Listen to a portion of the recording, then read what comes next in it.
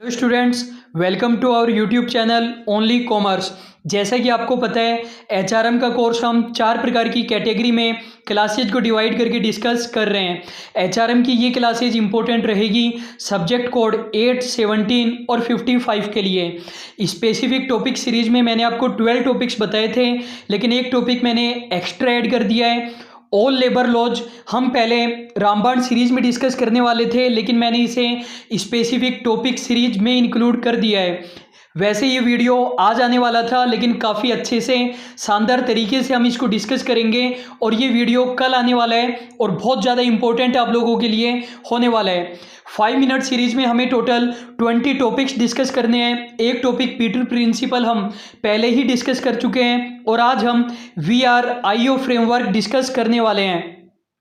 तो हम हमारा डिस्कशन स्टार्ट करते हैं। VRIO framework. देखो, होता क्या है कि एक फर्म या बिजनेसमैन को अपने एनवायरनमेंट का एनालिसिस करना होता है और वो अपने एक्सटर्नल एनवायरनमेंट का एनालिसिस करता है और इंटरनल एनवायरनमेंट का एनालिसिस करता है। इंटरनल एनवायरनमेंट कंट्रोलेबल होता है, जबकि एक्सटर्नल एनवायरनमेंट कंट्रोलेबल नहीं होता। एक्सटर्नल एनवायरनमेंट का एनालिसिस करने के लिए पोर्टर 5 फोर्सेज होती है, जिन्हें हम मार्केटिंग वाले चैप्टर में डिस्कस करेंगे, और पेस्टल एनालिसिस होता है जिसे हम बिजनेस एनवायरनमेंट में डिस्कस करेंगे। और इंटरनल एनवायरनमेंट का एनालिसिस करने के लिए 3 टेक्निक होती है। BCG मैट्रिक्स, जिसे हम 5 मिनट सीरीज में काफ़ी अच्छे से पहले ही डिस्कस कर चुके हैं। VRIO फ्रेमवर्क आज हम डिस्कस करने वाले हैं और वैल्यू चेन एनालिसिस को हम मार्केटिंग में डिस्कस करेंगे। VRIO फ्रेमवर्क होता क्या है? VRIO फ्रेमवर्क एक ऐसा टूल है जिसके द्वारा एक फर्म या बिजनेस अपने इंटरनल रिसोर्सेज और कैपेबिलिटी का एनालिसिस करते हैं। फिर से सुनिए, VRIO फ्रेमवर्क एक ऐसा टूल है जिससे एक फर्म या बिजनेस अपने इंटरनल रिसोर्सेज और कैपेबिलिटी का एनालिसिस करते हैं। यहाँ पर रिसोर्सेज और कैपेबिलिटी का मतलब है वो प्रोडक्ट और वो सर्विस जो हम कस्टमर को प्रोवाइड कराते हैं। और हम ये एनालिसिस क्यों करते हैं? जिससे कि हमें कॉम्पिटिटिव एडवांटेज मिल सके, हम हमारे कॉम्पिटिटर से आगे निकल सकें। अब ये वाला कॉन्सेप्ट किसने दिया, इसके पीछे क्या हिस्ट्री है? तो देखो, पहले इसका नाम होता था VRIN, वैल्यू रेयर, इमिटेबल और नॉन सब्सटीट्यूटेबल। और ये कॉन्सेप्ट दिया था JB बार्ले ने 1991 में। इनकी बुक आई थी firm resources and sustained competitive advantage. लेकिन 1995 में इन्होंने इसको इम्प्रूव किया और अब इन्होंने इसका नाम कर दिया VRIO। और अब इनकी बुक का नाम था looking inside for competitive advantage. Book का नाम भी आपको याद रखना है। अब देखो, ये जो हमारा VRIO फ्रेमवर्क है, इसकी फुल फॉर्म हम कह सकते हैं, या फिर इसके अंदर 4 फैक्टर या स्टैंडर्ड है जिसको एनालिसिस करके हम ये देखते हैं कि हम कितना कॉम्पिटिटिव एडवांटेज ले सकते हैं। सबसे पहली बात है वैल्यू। जो भी प्रोडक्ट, गुड, सर्विस हम प्रोवाइड करा रहे हैं, उससे कस्टमर को कुछ वैल्यू भी प्रोवाइड हो रही है या नहीं हो रही है। जैसे मैंने आपको 2 बुक बताई थी, ट्रूमैन एंड अरिहंत। तो 700-800 रुपए की ये बुक आती है और लगभग 1500 पेज की है, लेकिन एक भी क्वेश्चन इसमें से नहीं आता है।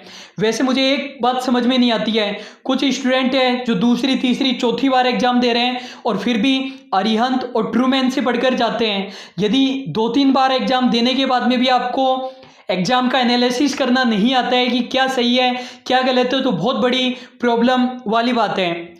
सेकंड बात है रेयर। जो प्रोडक्ट आप कस्टमर को प्रोवाइड करा रहे हो वो रेयर भी है या नहीं है। आपने बिल्कुल नॉर्मल मैटर स्टूडेंट को प्रोवाइड कराया है जो स्टूडेंट को कहीं से भी मिल सकता है, फिर आपके नोट्स परचेज करने का क्या फ़ायदा हुआ? इमिटेबल का मतलब है कॉपी करना। जो आपका मैटर है वो इतना नॉर्मल मैटर है कि कोई भी उसको कॉपी पेस्ट कर सकता है, उसके अंदर कोई क्रिएटिविटी नहीं है। ऑर्गेनाइज्ड, चीज़ें आपकी कितनी ऑर्गेनाइज्ड है, जो भी आप गुड, सर्विस, प्रोडक्ट प्रोवाइड करा रहे हो। स्टूडेंट को हार्ड कॉपी अलग भेजी जाती है, PDF अलग प्रोवाइड कराई जाती है और टीचर पढ़ा अलग रहा है। जबकि अगर तीनों चीज़ें सेम हो तो स्टूडेंट को भी ज़्यादा अच्छे से समझ में आएगा, चीज़ें ज़्यादा ऑर्गेनाइज्ड और मैनेज तरीके से रहेगी। तो हम ये जानना चाहते हैं कि हमारा बिजनेस फ्यूचर में सक्सेसफुल भी रहेगा या नहीं रहेगा।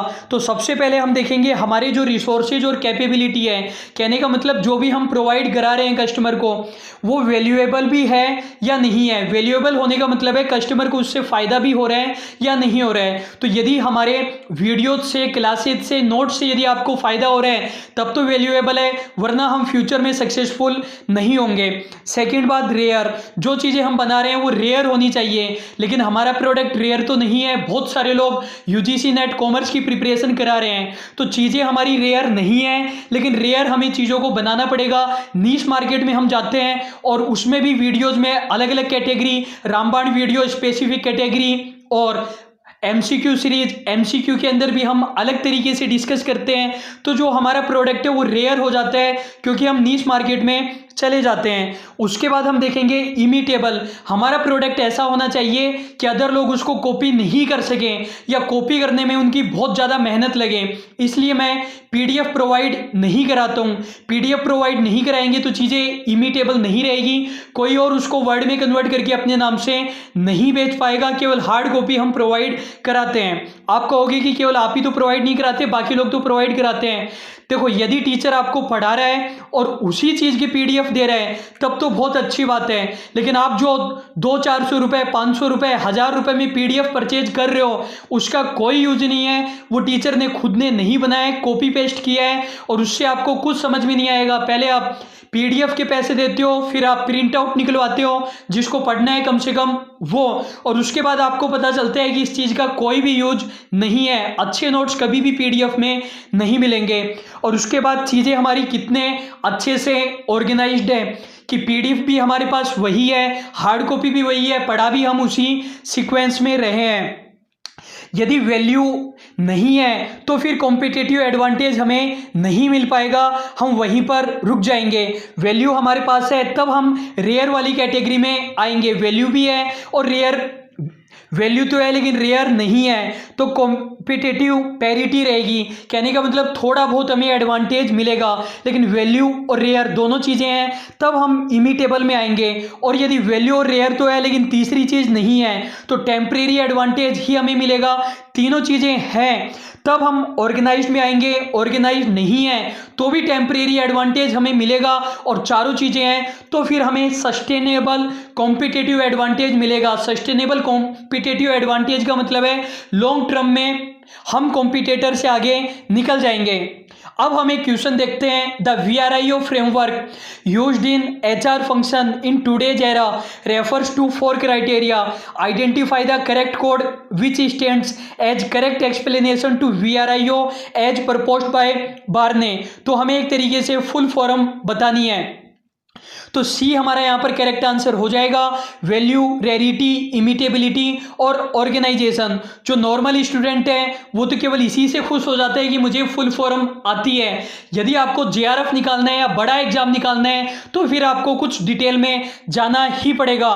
तो स्टूडेंट, आज का वीडियो आपको कैसा लगा कमेंट बॉक्स में जरूर बताइए, जिससे कि मैं क्लासेज को कंटिन्यू रख सकूं। और आप लोगों के लिए इंपॉर्टेंट इन्फॉर्मेशन है, अब हमारी क्लासेज बिल्कुल कंटिन्यू रहेगी। अभी मैं कुछ प्लानिंग में बिजी था, उसकी वजह से क्लासेज इरेगुलर हो गई थी, तो डेली 2:30 PM पर हमारी क्लासेज रहेगी। आप अपनी ओपिनियन कमेंट बॉक्स में जरूर बताइए।